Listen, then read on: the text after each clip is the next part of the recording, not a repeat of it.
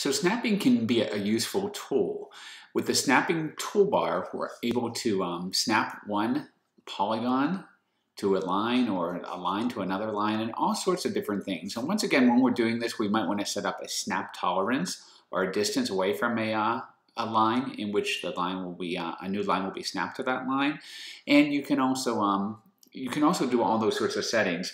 But snapping is not always what we need to use in order to, for example, create adjacent polygons where in the end they're going to have one coincident boundary. This boundary here is going to be the boundary between those two different polygons. If you're interested in creating two polygons, this is kind of a good workflow to go through. So first, you would change to autocomplete polygon construction tool so that these polygons are completed. You would draw one of these polygons by clicking on all of these vertices here, and then you would start the second polygon next to it.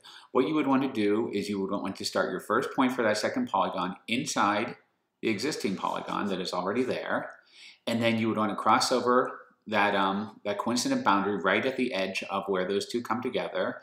Then you would draw the rest of this, and once again you would cross over exactly where that ends, and then your last vertice would be inside of that existing polygon.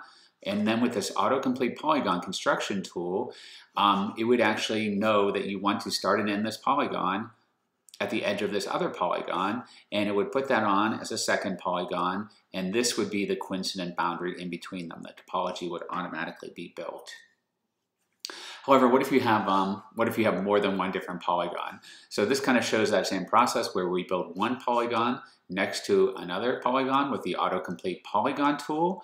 But what if for the next one we start here, we cross over here, we put in all of these vertices, and we end up in the polygon next to it?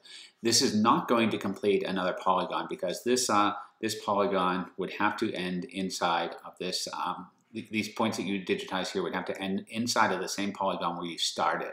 So this would not be a good example of when to use the autocomplete polygon tool, and you would probably just want to snap right to the edges of these two different polygons if you were trying to digitize a third polygon that looked like this.